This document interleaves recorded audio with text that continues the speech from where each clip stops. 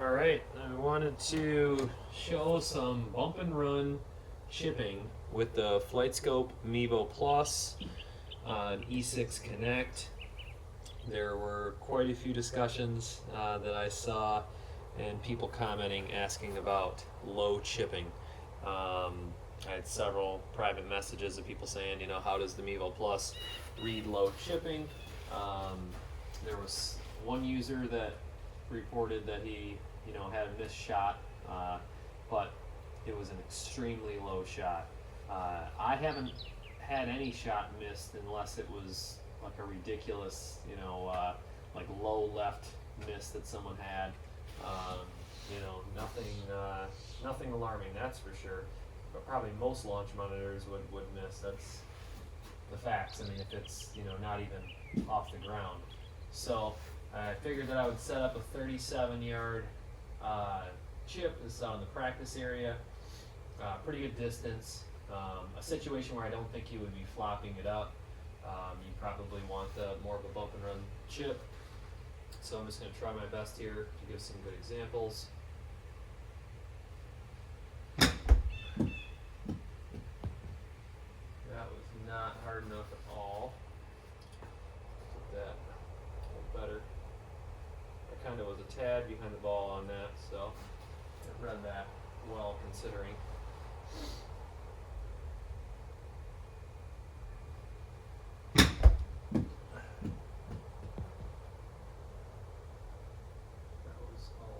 Closer, but a little more speed, it looks like.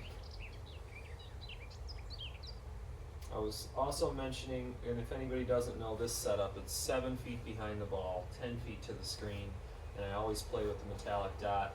I wasn't for a little while, just kind of testing it out, and the spin reading definitely is lower without the metallic dot. And then I just keep another Pro V1 next to my putter for putting, and I just swap them out. The other thing I was going to mention about the metallic dot is Flightscope recommends it always pointing at the screen. If you're wondering where that should be. And oh, I might hit that one too hard. Yep. Well, no, I had a little spin on it though. It checked up. The ball lasts a very long time unless you're just hitting super high spin wedges and tearing your balls up. I mean, the dot points at the screen, so it never gets messed up. I've had, balls last a long time, just playing by myself. All right. I think I have a pretty good idea of the speed. Just gotta get out. That was a little right. There's been a lot of discussion about E6 and the ball spin. If you've seen some of the videos, if you have an approach shot and you've got a 10,000 RPM spin, E6 is like shooting the ball back. I've seen 20, 30 yards, and it's not a Flightscope situation. It's actually an E6 Connect situation that is supposedly being addressed. We've tried changing, the green stimp and hardness, and it definitely is just too much ball action on a high spin ball.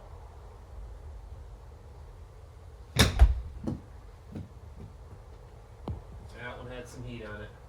Checked up a little bit. I think you can tell from these shots so far though that, I'm hitting these balls relatively low. That was a 5,000 RPM spin. I finally got it up there a little bit. Trying to hit the ball as crisp as I can. You're obviously not going to get the best spin results unless you're hitting a nice clean shot. But I think you can see how low these balls are hitting the screen. It's reading them very well.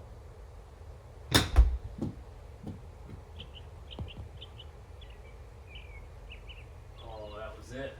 Just needed to be a little more right. I'm trying to play that break a little bit. You can see by the hole. Actually, this isn't the flat, putting surface. This is the one with undulation. So it definitely is a challenge getting it up there.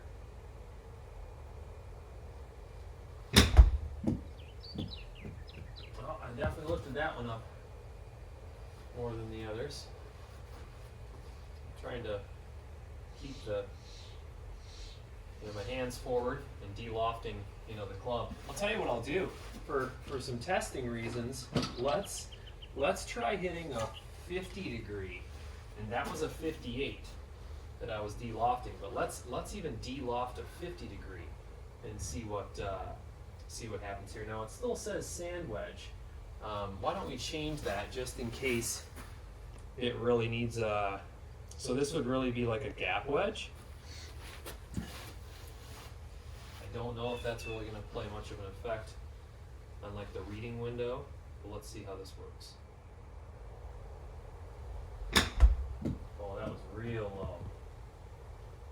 I let off a little bit, but look at that ball roll out now. Interesting, very interesting. So a 58 to a 50, obviously a lot less spin.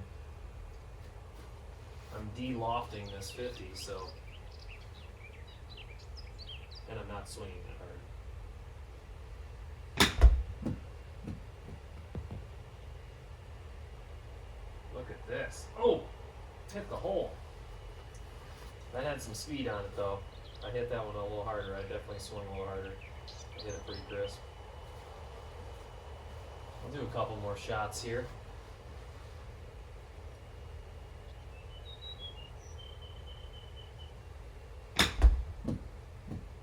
I like this though. I like the 50 degree with the rollout, the bump and run. Look at this.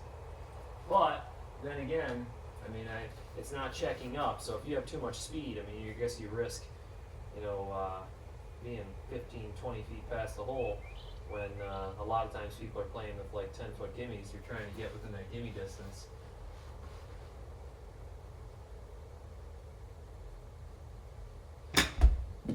That one I hit a little behind the ball, yeah. But there's that rollout. Well, now it's hitting that hill.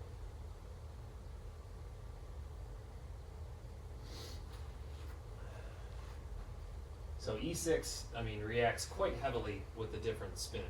I mean, this 50 degree being de-lofted almost looks like it's spinning in the 2000s. And obviously you get way more rollout, on E6. Oh, I felt like that was it. All right, well, I think that was a good example.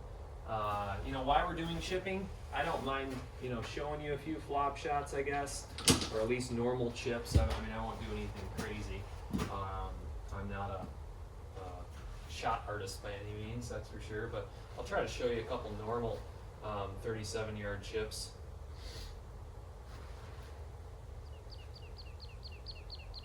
Let's see if I can get my distance around now. Oh, that was pretty poor. That was behind the ball.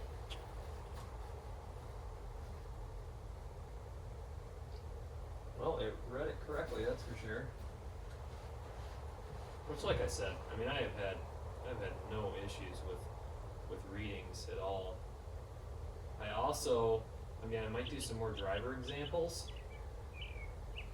I've had a lot of people that I've seen videos and stuff on talk about they saw high driver spin, but then you ask them about the environment, and I think one of the guys had the device like 8 feet back and only 8 feet to the screen, which made no sense because he only needs 7, and he could have had 9 feet to the screen. And the ball flight is obviously a lot more important, because as long as you have that minimum reading distance, you're giving the radar more time to read the ball, which is going to give it more accurate reading, especially on a driver with a high ball speed, high club head speed. But I've had very accurate RPM readouts on my driver. I think what we'll do is that's probably too far. Yeah, way too far. Get some backspin. I'll do another driver video, and maybe we'll do stack of drives. I think I only did a handful last time. We'll try to update that. I wanted to get one close to the hole here with the normal shot.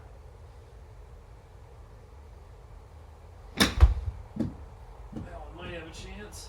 I'm still, I hit the pin. Oh, there's the spin though. Look at that. We're gonna end on that note. But there you go, I hit that nice and crisp. And look at 11,000 backspin. And then of course E6 gives you a ridiculous amount of checkup and ball action.